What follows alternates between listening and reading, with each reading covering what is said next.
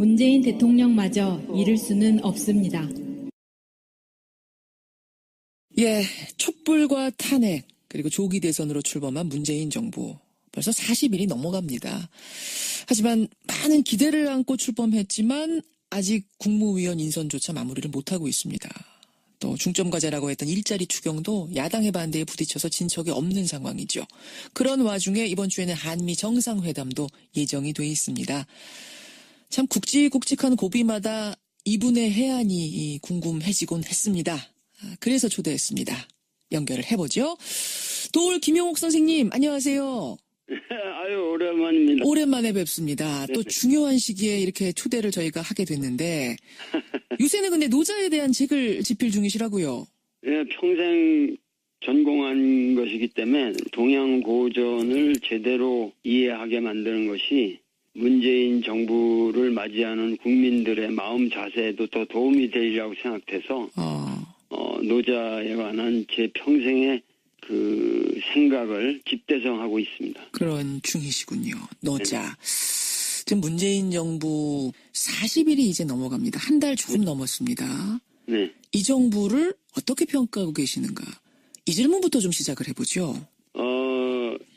현 정부에 대한 객관적인 평가는 갖추어지질 않았기 때문에 예. 단정적으로 뭐를 평가하기에는 너무 이른 시기입니다.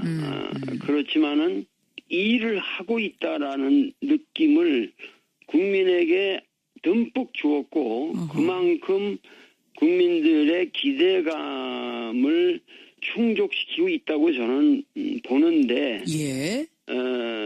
요번 그 한미 정상 회담이야말로 예. 지금 이 정부를 판가름할 수 있는 어떤 결정적인 계기가 될 수 있는 그런 성과가 나와야 되지 않을까 이렇게 생각하고 있습니다. 자, 그럼 하나하나 좀 그 말씀들을 하나하나 좀 분석해보죠. 우선 뭔가 일을 하고 있구나라는 느낌? 이런 걸 받으신다고요? 네네네네. 그 말은 무슨 얘기냐면 예. 여태까지 정권을 잡으면은 그야말로 부귀 권력에만 매달렸지 진정한 그 국민이 바라는 대의를 향한 일을 정말 노심초사 일을 하는 그 정권이 없었다는 의미예요. 그래서 이 문재인 정권은 그래도 뭔가 그 일을 하고 있다라는 느낌을 확실히 주잖아요. 하루에 한 개씩 뭔가 진짜 일이 있었어요. 그러고 보면은 하나하나 처리되는 모양새. 그래서 그런지 국민들 지지율이 상당히 높습니다. 네. 근데 국정이 쉽게 풀려가는 모양새는 아니에요. 정치권을 돌아보면. 일단 내각 인선이 마무리가 안 된 상태입니다. 강경화 외교장관 임명을 기점으로 해서 특히나 야당의 반발이 거센 상태. 지금 상임위도 보이콧했다가 이제 인사청문회 이번 주부터 다시 시작할 정도로 지금 어려운 상황인데 야당은 얘기합니다. 지금 대통령이 국민 지지율 믿고 야당들하고 소통 안 하려고 한다. 박근혜 정부를 향해서 소통 안 된다 했지만 지금 자신들이 소통 안 하고 있다. 협치를 파괴하고 있다. 어떻게 생각하세요? 그 중요한 것은 예. 지금 이 정권이 빨리 하고자 하는 일을 할 수 있도록 일단 그런 문제는 좀 넘어가고 진정한 그 사람들이 이 정치를 해 나갈 때 거기다가 브레이크를 걸어야지 너무 지금 인선이라는 이런 문제를 가지고 그 야권에서 그 물고 늘어지면은 국민들의 눈에 너무하다라는 느낌을 주게 되면은 결국은 자기들이 앞으로 뭐 지방선거나 총선이나 이런 데 있어서 더 그 피해를 볼 수도 있다는 것을 생각을 해야죠. 알겠습니다. 일단은 좀 일할 수 있게끔 뭔가 좀 진용을 좀 꾸리고 뭔가 해볼 수 있는 발판이라도 마련을 해줘야 되지 않겠느냐 이런 호소셨는데 네네. 알겠습니다. 개혁에 대한 얘기를 해보죠. 어찌해서 이렇게 인선이 마무리된다고 하면 그 다음에는 그 내각이 개혁을 추진하려 할 텐데 그때 또 한 번 저항이 일어날 가능성이 높습니다. 주말에 이 보도를 어떻게 보셨는지 모르겠습니다만 상당히 출렁였던 보도가 뭐냐면 검찰 내부에서 문 대통령을 놓고 문 아무개 어디까지 가나 보자 이런 분위기가 있다는 거예요. 법무부 장관 한두 명만 연속으로 낙마시키고 2달만 시끄럽게 하면 국민들의 신임도가 떨어져서 지지율은 50% 밑으로 떨어질 거다. 뭐 이런 얘기들이 들린다는 겁니다. 하여튼 이 검찰은 우리나라에서 가장 변하기 어려운 집단이고 사고가 예. 그리고 지금 법조계라고 하는 것은 예.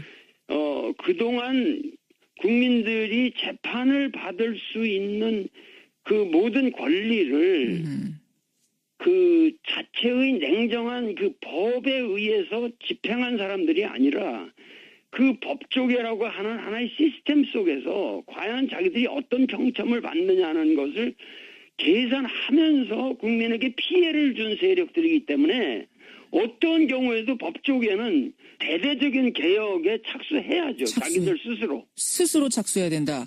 예. 근데 이게 스스로 되겠습니까?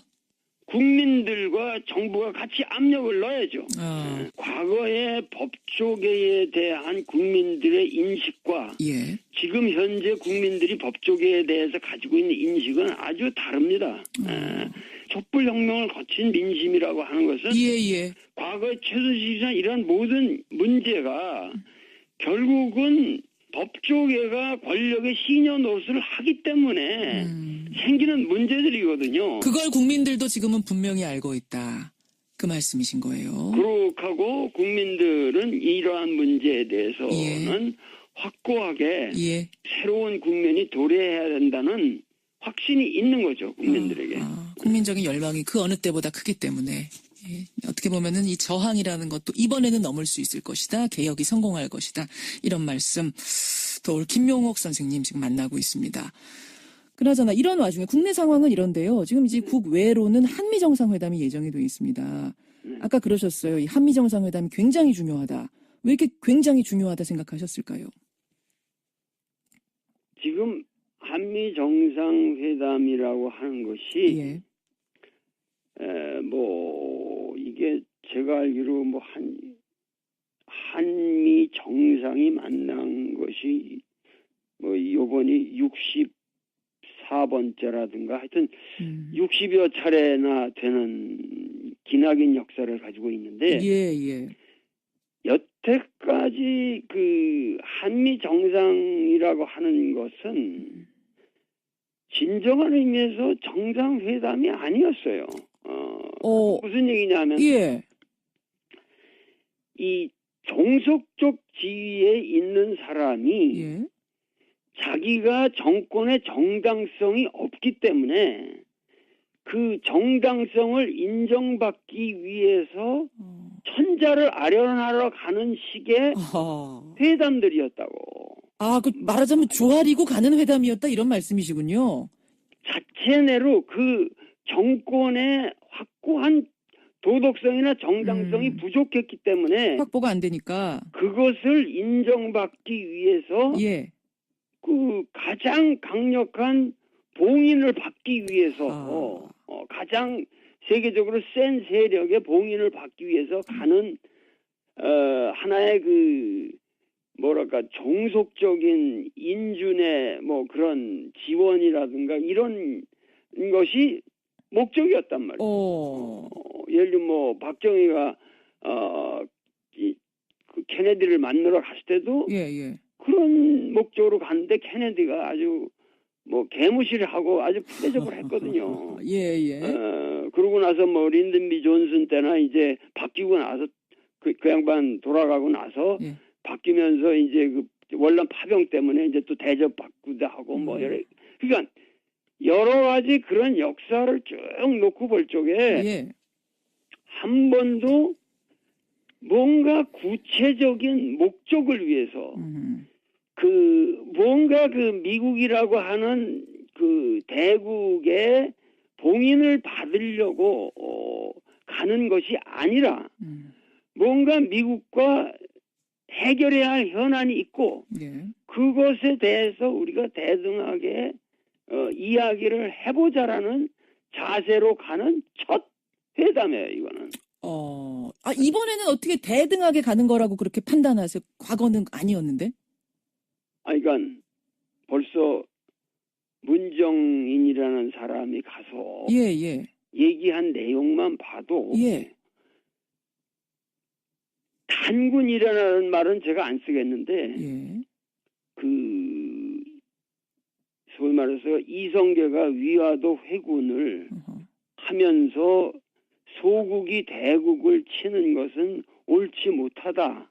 이런 메시지를 내면서 조선조를 개창한 이래 예. 그 아마도 그 대국에 가서 그러한 발언을 정당한 그 민족의 자존심과 그 자주적인 어떠한 입장에서 최소한의 상식적인 발언을 한 유례가 한 번도 없습니다. 그러니까 그러한 것을 미리 가서 얘기하도록 하게 했다는 것은 예, 예. 뭐 문재인이라는 사람이 바둑도 아마 4단이나 된다고 그러는데 예. 결국은 그 정상회담을 향해서 지금 포석을 놓아가고 있다는 거죠. 아, 잠깐만요, 선생님. 그러니까 지금 말씀하신 것 중에 두 가지예요. 하나는 문정인 특보의 그 발언, 지난주 내내 뜨거웠는데 여러 논란, 찬반 논란도 있고, 김 선생님 보시기에는, 도울 선생님 보시기에는 역사상 유례가 없이 잘 된 거다. 일단 이런 평가를 내리시는 거고. 아니, 그거는, 아니, 그건 너무도 당연한 얘기들 아니에요? 그 문정인이라는 사람은, 그 사람은 무슨, 여기, 우리가 잠깐만 한국 사람이라는 그 입장을 떠나서, 예, 예. 미국 정치학회 부회장까지 했던 사람이고, 미국인들을 10여 년 동안 가서 가리켰던 사람들인데, 예. 나도 미국 가면 미국 사람들을 내 제자의 입장에서 내가 얘기를 하는 거지, 무슨 그 사람들을 바라보면서만 얘기를 하는 건 아니란 말이죠. 그러니까 그 입장에서 볼 적에 문정인이가 가서 얘기한 내용들은 그건 최소한의 나는 무슨 큰 것이 아니라 상식적인 얘기라고 봐요. 어떤 얘기인고 하니, 그러니까 북한이 핵 동결하면 우리가 한미 군사훈련 축소할 수 있다. 그러니까 협상이란 건 주고받는 거다. 뭐 이런 얘기들을 했단 말입니다. 그때 이제 일부에서는 카드로 가지고 뭐 예. 동맹이 깨진다면 그게 무슨 동맹이냐, 뭐 이런 얘기도 동맹이냐. 했죠. 예. 근데 이제 일각에서는 아니 미국의 심기를 그렇게 건드리면 어떡하냐. 특히 한미 정상회담 이제 문재인 대통령이 가서 정상회담 해야 되는데 분위기 이렇게 살벌하게 만들면 어떡하냐고 하면서 굉장한 비난이 쏟아졌단 말입니다. 그런 말을 하는 사람들은 제가 말씀드릴 수 있는 것은 지금 여기 이렇게 디테일하게 들어가면 참 끝이 없는데 예. 가장 중요한 것은 지금 우리가 지금 노력하고자 하는 것은 예. 역사의 거대한 축을 바꾸려고 하고 있는 거예요. 촛불혁명이라고 하는 것은 단순하게 지금 정권을 바꾼 게 아니에요. 예. 여태까지 우리가 살아왔던 방식을 근원적으로 변해야만 우리가 살 길이 있다고 하는 새로운 각성이 국민에게서 싹든 겁니다. 그 가장 중요한 것은 예. 우리가 이 대북 관계만 해도 남북 관계만 해도 우리가 이러한 문제에 대해서 보다 그 자각적으로 주체적으로 우리 스스로 문제를 해결해야만 하겠다고 하는 생각이 국민들에게 생겨나기 시작한 거고 이러한 문제들을 그 미국에 의존해서만 해결할 수 있는 건 아니다. 그러니까 결국은 그 문정인을 비판하는 사람들의 멘탈리티는 예. 한미 동맹을 정당한 대등한 관계에서의 한미 동맹을 얘기하는 게 아니라 어떻게 하면은 우리가 정말 대미 종속을 잘할 수 있느냐 하는 그런 고민을 하는 사람들이에요. 그 사람들은 한국 사람이 아니라 예. 그냥 미국 천민들이에요. 미국 천민들이에요. 아니 근데 이제 현실적으로는 어쨌든 우리가 좀 그 미국에 상당히 종속되어 있는 게 현실 아니겠느냐 하는 이제 상당히 현실적인 이야기들을 그분들은 하시는 거 아닐까요? 지금 우리나라는 예. 전 세계적으로 경제적인 지표만 봐도 예. 10위권에 그런 10위권 주변에 있는 나라고 이 과학기술이라든가 우리가 새로운 신기술을 개발하고 뭐 IT라든가 이런 여러 가지 지금 이 객관적인 통계에는 우리나라가 5위 아닙니다. 5위. 그러니까 이 나라가 결코 이렇게 어려운 상황에서도 이 자리까지 왔다고 하는 것은 예. 세계적인 그 국가의 반열이 들 수 있는 훌륭한 나라일 뿐만 아니라 예, 예. 미국에 있어서는 우리가 한미 동맹이라는 것을 우리 측에서만 생각할 것이 아니라 예. 미국 측에서 만약에 이 동아시아에서 한국이라고 하는 이 위대한 우방이 없으면 미국은 존재하지도 않아요. 이 자리에서 미국은 족보가 없는 나라가 되는 거예요. 어허. 그만큼 한국은 위상이 크고 그러기 때문에 그러한 데에 대한 자부감을 가지고 그거를 지렛대로 해서 미국과 협상을 우리는 할 충분한 이유가 있습니다. 충분히 우리가 그동안 너무 스스로 위축돼 있었던 걸까요? 너무 자신감이 없었던 걸까요? 위축될 정도가 아니라 예. 완전히 그 임진왜란 같은 거를 갖다가 그 이순신 같은 그런 위대한 명장들이 사실은 그 국난을 극복했음에도 불구하고 선조가 뭐라 그랬냐면 예. 그 명나라에서 온 천병이 우리를 구해줬지 이순신은 아무런 공로가 없다고 그랬어요. 그 사람이. 그랬었죠. 예, 그러니까 무슨 얘기냐면은 완전히 그 뭐 위축 정도가 아니라 예. 그 자멸 아주 그 자기를 그 비하시키는 것이 그것이 상식화돼 있다는 얘기죠. 자기 비하, 우리 스스로. 자기 비하가 상식화돼 있다는 거예요. 미국 앞에 서면 작아지는, 대강대국 앞에 서면 작아지는 어떤, 그런 뭐 관습이라 그럴까요? 우리의 관성이 지금까지도 남아있는 거다. 이거를 지금은 털 때가 됐다고 보세요. 촛불을 계기로 털 때가 됐다고 보시는 거예요. 털어야만 되고, 그리고 이 남북 문제라는 것을 우리 스스로 그 좌표를 설정해서 예. 차곡차곡 어떠한 목표를 향해서 나아감으로써 예. 지금 예를 들면 뭐 그 태권도만 해도 엊그저께 북한에서 왔고 평창 올림픽도 우리가 서로 같이 단일팀. 같이 이거를 한번 행사를 치러보자. 예. 이런 것들이 얼마나 아름답고 좋은 얘기입니까? 그러니까 이런 모든 것들이 새로운 국면이 벌어지고 있는데 예, 예. 그러한 것에 의해서 뭐냐면은 미국으로 하여금 동아시아 질서를 그 무슨 미사일 방어 체계니 말이죠. 이런 예. 터무니없는 이미 닉슨 독토린에서부터 이미 미국이 회전한 그러한 문제를 놓고 이제 와서 이 동아시아 질서를 전쟁 패러다임으로 평화 패러다임으로 가지 않고 전쟁 패러다임으로 간다면 예. 그것은 미국의 불행이다. 이것을 우리가 가서 설득을 시켜줘야죠. 설득을 시켜줘야 되는 그런 의미에서 아주 중요한 정상회담이다. 강조를 하셨단 말씀이군요. 네네. 아까 그러셨어요. 문정인 특보의 그 발언 굉장히 잘한 거고 또 청와대와 교감을 했다고 아까 했죠. 문재인 대통령의 포석이라고 하셨는데 교감했다고 보시는 거예요? 네, 그건 당연히 당연히. 하고 간 거죠. 청와대는 아니라고 선을 긋긴 했습니다만. 그거는 다 한 거예요. 한 거고, 예. 그 문정인이라는 사람은 상식적인 발언을 한 거예요. 상식적인 발언. 그 정도는 그 사람의 학문적 감각이나 예.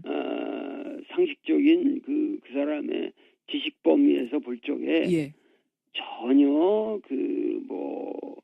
이 정치적인 발언이라고까지도 말할 여지도 없는 그저 그냥 상식적인 얘기예요.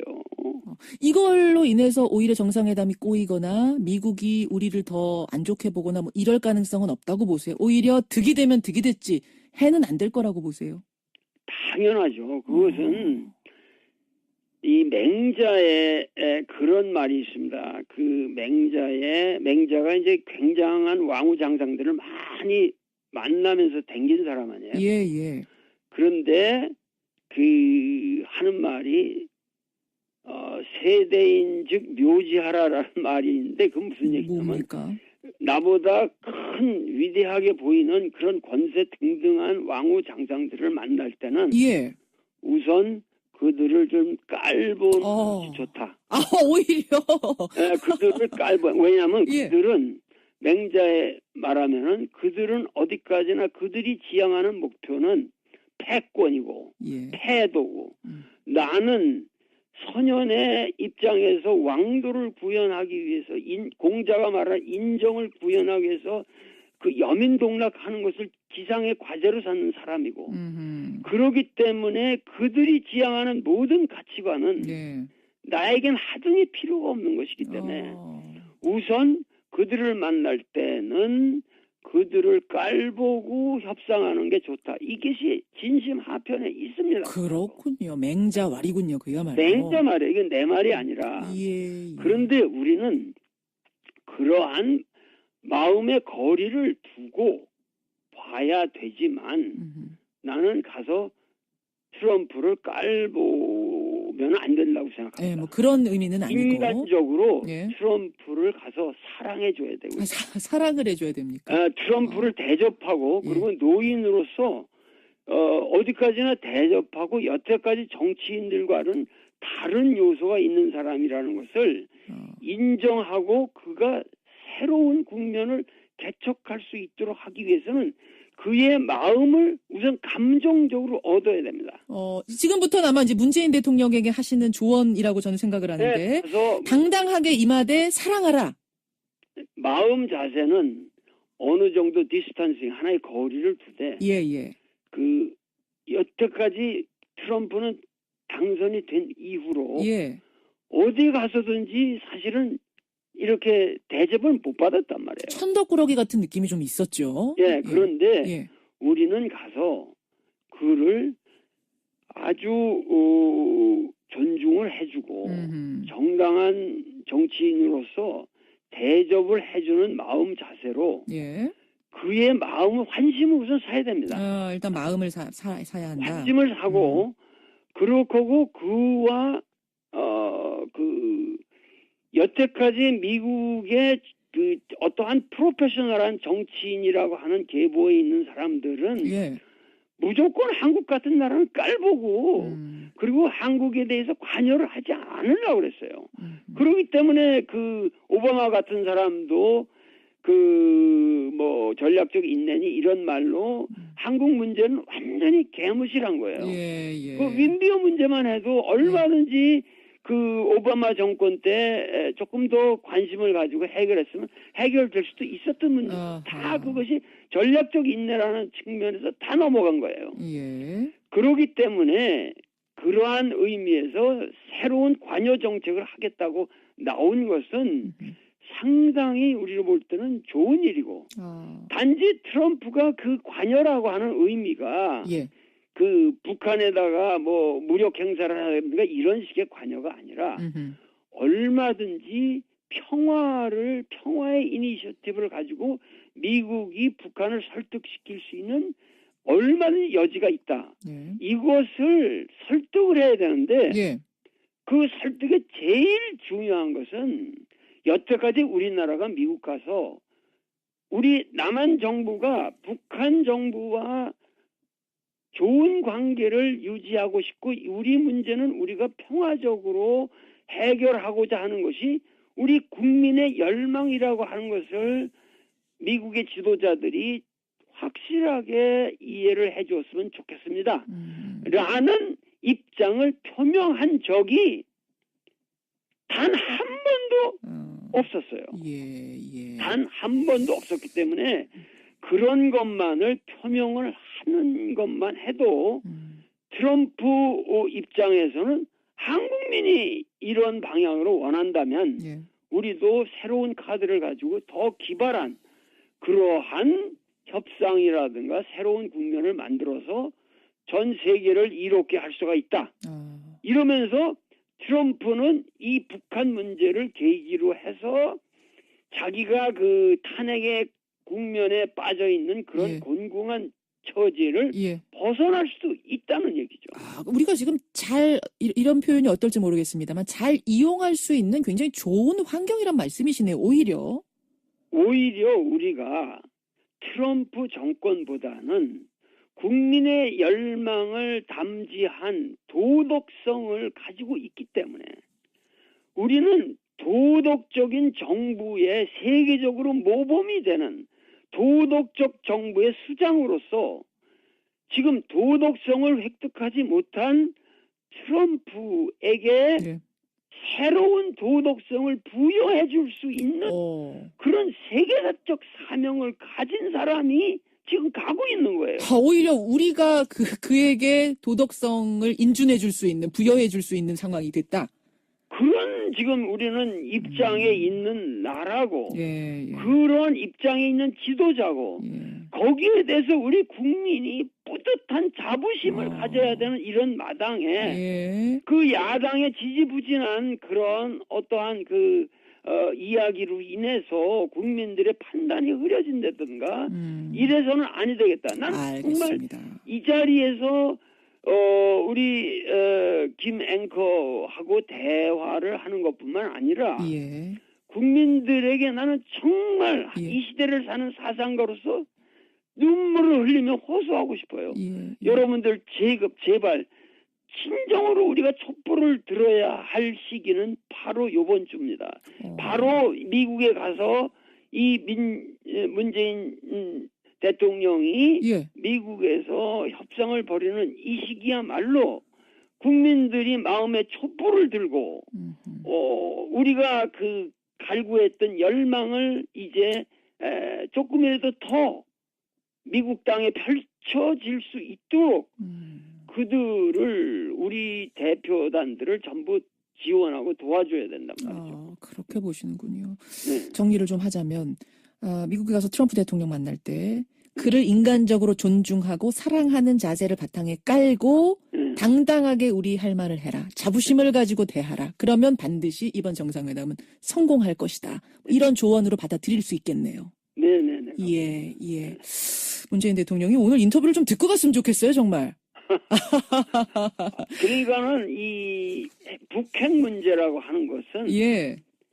그것은 북한 입장에서는 남한과의 문제만이 아니라고 생각하거든요. 예. 어디까지나 그렇죠. 미국과 자기들은 전쟁을 치렀고 예. 그 6.25 전쟁 이래 여태까지 누적된 문제를 풀기 위해서는 미국이 적극적으로 나서는 것이 정당합니다. 그리고 그것을 여태까지 미국이 나서지 않고 중국의 중재를 통해서 해결하려고 했던 것도 한계가 뻔한 거고 지금 더 이상 먹히질 않습니다. 알겠습니다. 예. 그러한 상황에서는 문재인 대통령은 안심하고 트럼프에게 미국이 적극적인 역할을 하십시오. 예. 우리가 도와드리겠습니다. 그렇게 해서 북미 관계를 우선 정상화시키는 방향으로 노력을 하시면 그러면은 동아시아의 새로운 질서가 태동하게 되고 그러면 EU나 모든 국가들이 트럼프 대통령을 이전의 트럼프가 아닌 위대한 이 세계의 지도자로 바라볼 것입니다. 알겠습니다. 중요한 부분들 오늘 요목조목 짚어주셨습니다. 여기까지 오늘은 말씀을 듣도록 하죠. 노자 책 집필 마무리 잘 하시길 바라고요. 또 책 나오고 나서 한 번 더 인터뷰 부탁드리겠습니다. 네네. 예. 감사합니다. 건강하시고요. 고맙습니다. 네네. 예. 돌 김용옥 선생님이었습니다. 이야말로 예. 지금 이 정부를 판가름할 수 있는 어떤 결정적인 계기가 될 수 있는 그런 성과가 나와야 되지 않을까 이렇게 생각하고 있습니다. 자, 그럼 하나하나 좀 그 말씀들을 하나하나 좀 분석해보죠. 우선 뭔가 일을 하고 있구나라는 느낌? 이런 걸 받으신다고요? 네네네네. 그 말은 무슨 얘기냐면 예. 여태까지 정권을 잡으면은 그야말로 부귀 권력에만 매달렸지 진정한 그 국민이 바라는 대의를 향한 일을 정말 노심초사 일을 하는 그 정권이 없었다는 의미예요. 그래서 이 문재인 정권은 그래도 뭔가 그 일을 하고 있다라는 느낌을 확실히 주잖아요. 하루에 한 개씩 뭔가 진짜 일이 있었어요. 그러고 보면은 하나하나 처리되는 모양새. 그래서 그런지 국민들 지지율이 상당히 높습니다. 네. 근데 국정이 쉽게 풀려가는 모양새는 아니에요. 정치권을 돌아보면. 일단 내각 인선이 마무리가 안 된 상태입니다. 강경화 외교장관 임명을 기점으로 해서 특히나 야당의 반발이 거센 상태. 지금 상임위도 보이콧했다가 이제 인사청문회 이번 주부터 다시 시작할 정도로 지금 어려운 상황인데 야당은 얘기합니다. 지금 대통령이 국민 지지율 믿고 야당들하고 소통 안 하려고 한다. 박근혜 정부를 향해서 소통 안 된다 했지만 지금 자신들이 소통 안 하고 있다. 협치를 파괴하고 있다. 어떻게 생각하세요? 그 중요한 것은 예. 지금 이 정권이 빨리 하고자 하는 일을 할 수 있도록 일단 그런 문제는 좀 넘어가고 진정한 그 사람들이 이 정치를 해 나갈 때 거기다가 브레이크를 걸어야지. 너무 지금 인선이라는 이런 문제를 혼자를 아련하러 가는 식의 회담들이었다고. 그 말하자면 조아리고 가는 회담이었다 이런 말씀이시군요. 자체내로 그 정권의 확고한 도덕성이나 정당성이 부족했기 때문에 확보가 안 되니까. 그것을 인정받기 위해서 예. 그 가장 강력한 봉인을 받기 위해서 가장 세계적으로 센 세력의 봉인을 받기 위해서 가는 하나의 그 뭐랄까 종속적인 인준의 뭐 그런 지원이라든가 이런 것이 목적이었단 말이에요. 예를 들면 뭐 박정희가 그 케네디를 만나러 갔을 때도 그런 목적으로 갔는데 케네디가 아주 뭐 개무시를 하고 아주 푸대접을 했거든요. 그러고 나서 뭐 린든 B 존슨 때나 이제 바뀌고 나서 그 양반 돌아가고 나서 바뀌면서 이제 그 월남 파병 때문에 이제 또 대접받기도 하고 뭐 그러니까 여러 가지 그런 역사를 쭉 놓고 볼 적에 한 번도 뭔가 구체적인 목적을 위해서 그 뭔가 그 미국이라고 하는 그 대국의 봉인을 받으려고 가는 것이 아니라 뭔가 미국과 해결해야 할 현안이 있고 그것에 대해서 우리가 대등하게 이야기를 해보자라는 자세로 가는 첫 회담이에요, 이거는. 이번에는 어떻게 대등하게 가는 거라고 그렇게 판단하세요? 과거는 아니었는데? 그러니까 벌써 문정인이라는 사람이 가서 얘기한 내용만 봐도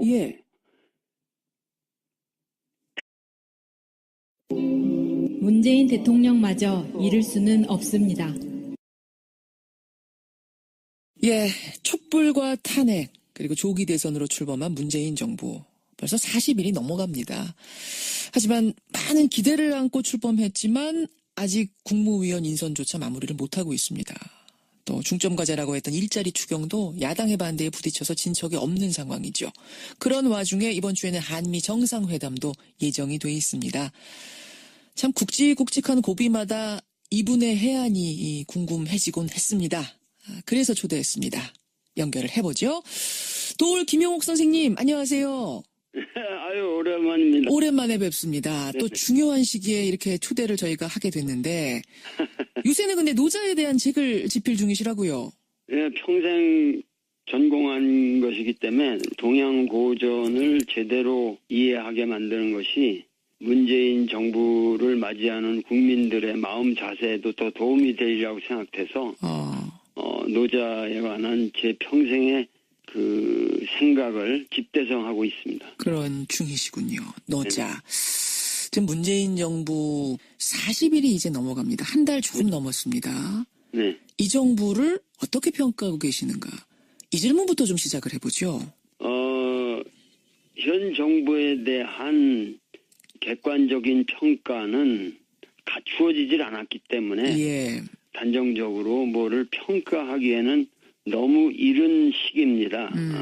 그렇지만은 일을 하고 있다라는 느낌을 국민에게 듬뿍 주었고 어허. 그만큼 국민들의 기대감을 충족시키고 있다고 저는 보는데 예.